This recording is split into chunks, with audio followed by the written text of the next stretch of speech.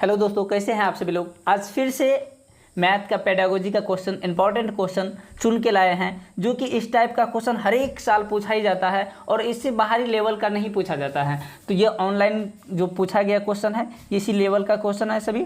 तो चलिए आज क्वेश्चन को देखते हैं और सॉल्यूशन करते हैं। तो चलिए, पहला क्वेश्चन आप पढ़ चुके होंगे, नहीं तो फिर से देख लीजिए। चलिए हम सुना देते हैं क्या क्वेश्चन है। एनसीईआरटी के अनुसार कक्षा 3 के विद्यार्थियों के लिए निम्नलिखित में से कौन सा एक अधिगम प्रतिफल नहीं हो सकता है। इसमें चुनना है कि कौन क्लास 3 के बच्चों के लिए नहीं हो सकता है। ये 4 ऑप्शन में से चुनना है। तो पहला क्या है कि देखिए, हाथ की बाउली से पतंग की डोरी को लंबाई मापना, मतलब हाथ से पतंग की डोरी को मापना है। तो क्या ये बच्चे क्लास 3 के बच्चे को कह सकते हैं या समझा सकते हैं कि नहीं? समझा सकते हैं, बिल्कुल। तो ऑप्शन ए तो सही हो जाएगा। कौन नहीं है ये चुनना है, इसमें नहीं वाला चुनना है। दूसरा ऑप्शन है दर्शाना है कि 2 गुना 4 और 4 गुना 2 एक समान है। बच्चों को क्या हम नहीं दर्शा सकते हैं कि 2 गुना 4 बाबू 8 होता है और 4 गुना 2 भी क्या होता है, 8 होता है। ये तो क्लास 3 के बच्चे के लिए बिल्कुल सही है, ये भी समझा सकते। कौन नहीं है ये चुनना है। तीसरा ऑप्शन है, देखिए, शब्द समस्या। यदि एक चॉकलेट की कीमत 5 रुपया तो 3 चॉकलेट की कीमत क्या है, बता सकते हैं बाबू। एक चॉकलेट का कीमत 5 रुपया है, 2 चॉकलेट का कीमत 10 रुपया, 3 चॉकलेट का कीमत 15 रुपया। ये भी बिल्कुल क्लास 3 के बच्चे को आराम से हम समझा सकते हैं। देखिए लास्ट ऑप्शन देख लीजिए क्या है कि 1/2 है, अब प्लस है 1/3। अब देखिए इसमें क्या करना पड़ेगा, इसको पहले एलसीएम लेना पड़ेगा, फिर उससे भाग देना पड़ेगा। तो ये लंबा प्रोसेस हो गया, जो कि 3 के बच्चे के लिए संभव नहीं है, 3 से ऊपर लेवल के बच्चे के लिए है। तो 3 के बच्चे के लिए इसमें कौन नहीं हो सकता है, तो यही ऑप्शन आपका हो जाएगा, ऑप्शन आपका डी हो जाएगा।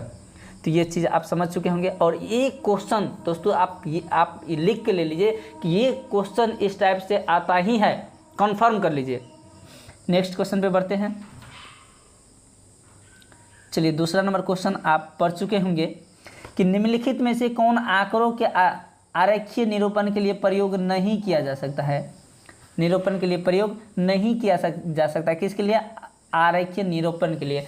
आरेखीय निरूपण के लिए कौन से, देखिए, चित्र आरेख हो सकता है, बाई चार्ट हो सकता है, औसत बिल्कुल नहीं हो सकता है, आयत चित्र, मतलब जिसमें आरेख वाला है, आरेख जिसमें है वो हो सकता है। जैसे चित्र आरेख हो गया, पाई चार्ट हो गया, इसको दर्शाना है, पाई चार्ट में जैसे दर्शाना है कितना भाग है, किस क्या है, ये सब दर्शा सकते हैं।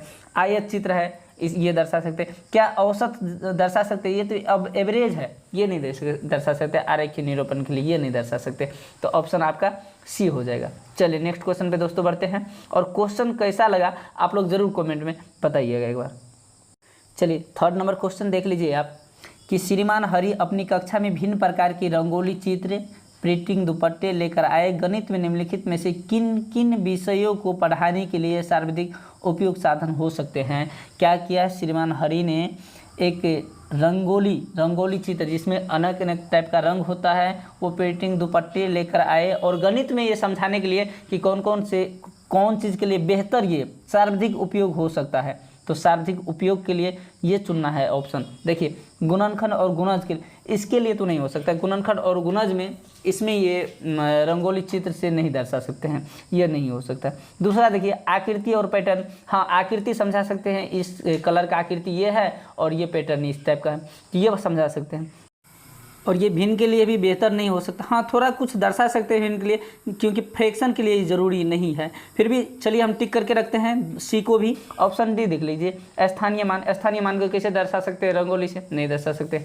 चलिए, तो आपका ऑप्शन देख लीजिए क्या होगा, बी और सी हो सकता है। तो इसमें आपको चुनना है सर्वाधिक उपयोग साधन कौन सा है, सबसे ज़्यादा उपयोग किसके लिए बेहतर है, भिन्न के लिए है या आकृति पैटर्न के लिए है। तो आकृति पैटर्न के लिए, आकृति में हम आकृति बना सकते हैं कि इस टाइप का आकृति ये है, इस टाइप का आकृति ये है, ये जरूर बना सकते हैं। तो ये आकृति पैटर्न के लिए सबसे बेहतर हो जाएगा। तो ऑप्शन आपका क्या हो जाएगा, ऑप्शन आपका आंसर हो जाएगा बी। चलिए नेक्स्ट क्वेश्चन पे बढ़ते हैं। अब देख लीजिए, नेक्स्ट क्वेश्चन आपका है कि निम्नलिखित में से कौन संख्याओं का प्रकार और उपयोगिता नहीं है। नहीं वाला क्वेश्चन को चिन्ह मार के रखना है कि नहीं, नोट वाला क्वेश्चन को चिन्ह मार के रखना है कि नोट लिखा हुआ रहेगा, उसको चिन्ह मार के रखना है। अब देख लीजिए कि निम्नलिखित में से कौन संख्याओं का प्रकार नहीं हो सकता है। संख्याओं का प्रकार हम जानते हैं कि पूर्ण संख्या, पूर्णांक संख्या, प्राकृतिक संख्या, उसके बाद भिन्न संख्या, ये सब जानबे करते हैं। उसके बाद वास्तविक संख्या, जितना भी संख्या है। और इसमें देखिए कि कौन नहीं हो सकता है। देखिए गणक संख्या बिल्कुल हो सकता है, कर्मसूचक संख्या होता है, अंकित संख्या होता है, सौंदर्य परक संख्या, ये सुने हैं कभी? ये संख्या का प्रकार नहीं हो सकता है। कर्मसूचक संख्या हो सकता है, गणन संख्या होता है, अंकित संख्या होता है, मगर सौंदर्य परक संख्या नहीं होगा। तो ये क्या होगा? ऑप्शन नहीं वाला चुनना था, तो ऑप्शन यही हो जाएगा आंसर आपका सी। चलिए नेक्स्ट क्वेश्चन बढ़ते हैं। और ये क्वेश्चन जो है ये आपको डायरेक्ट याद ही रखना है कि ये निम्नलिखित कौन बेनहौले के ज्यामितीय तर्क के सिद्धांत का चरण स्तर नहीं है। तो नहीं वाला तो नहीं, जो है वो उसको याद रखिए। देखिए दृष्टिकरण ये दिया है, विश्लेषण दिया है, और स्वयं सिद्ध यानी अभिगृहित दिया है, ये तीनों तो दिया है। मूर्त संचालन ये नहीं होगा। तो इसमें इसको याद रखना है, जो बेनहौले के ज्यामितीय तर्क के अनुसार कौन कौन हो सकता है उसको याद रखिए, बाकी को छाड़ दीजिए। तो ये नहीं होगा। ऑप्शन आपका नहीं वाला ही था, देख लीजिए नोट वाला ही है। तो नोट वाला कौन नहीं होगा? मूर्त संचालन, बी आपका ऑप्शन हो जाएगा। चलिए नेक्स्ट क्वेश्चन देख लीजिए। नेक्स्ट क्वेश्चन दोस्तों क्या है? निम्नलिखित में से कौन सा कथन गणित में मानचित्रण के बारे में सही नहीं है? ये भी नहीं वाला है। नहीं वाला क्वेश्चन को बहुत बार क्वेश्चन पूछा गया है, जो कि नहीं वाला सबसे ज़्यादा क्वेश्चन आता है पेडागोजी मैथ में। आप देख लीजिए इसमें कौन नहीं हो सकता गणित में मानचित्र के बारे में सही नहीं है। कौन मानचित्र के बारे में सही नहीं है? अब देखिए इसमें ऑप्शन कौन सा सही होगा, आपको नोट वाला रखना है, कौन नहीं है। तो देखिए मानचित्र उच्च गणित में कई विषयों का आधार बनाता है। जी बिल्कुल है, मानचित्र में कई विषयों का आधार है कि कैसे हमको क्या करना है, कैसे जाना है। इस मानचित्र में बहुत सारा विश्लेषण है, तो ये सही है। इसमें नहीं वाला खोजना है। मानचित्र दिक् स्थान संबंधी सोच को मजबूत बनाता है, बिल्कुल सही बात है, दिक् स्थान संबंधी सोच को मजबूत बनाता है। मानचित्र समानुपातिक सोच को बढ़ावा देता है, बिल्कुल सही बात है।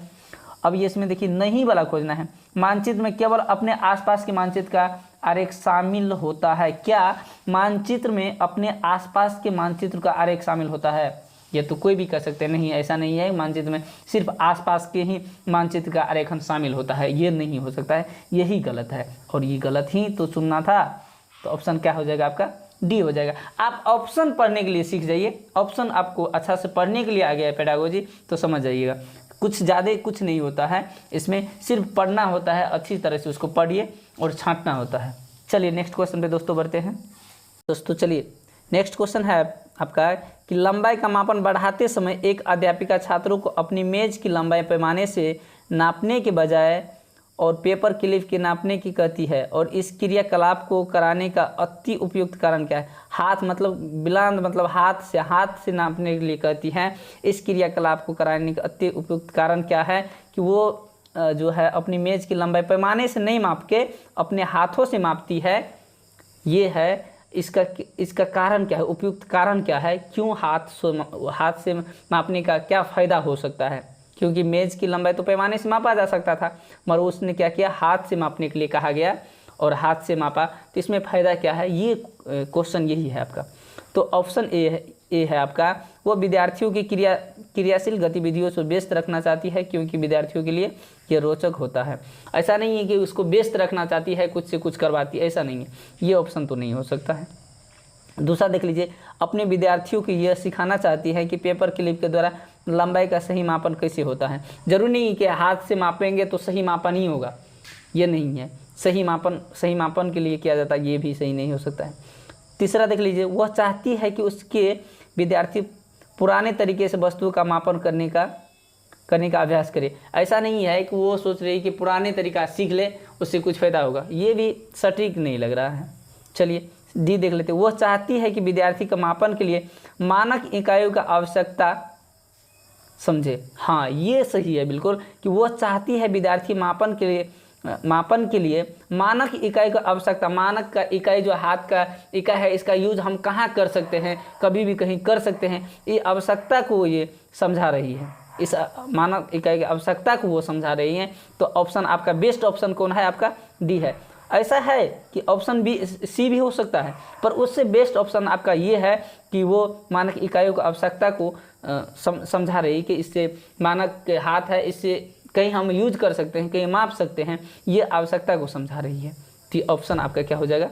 आंसर आपका डी हो जाएगा, आंसर आपका डी हो जाएगा दोस्तों। चलिए तो इस वीडियो में यहीं तक रहेंगे, और आपको अच्छा लगता है, यदि क्वेश्चन आपको अच्छा लगता है तो चैनल को जरूर सब्सक्राइब करके जाइएगा और वीडियो को लाइक ज़रूर कीजिएगा। एक ही तो मांग होती है, बस वीडियो को लाइक करके जाइएगा आप लोग। चलिए तो नेक्स्ट वीडियो में फिर मिलते हैं दोस्तों, तब तक के लिए धन्यवाद।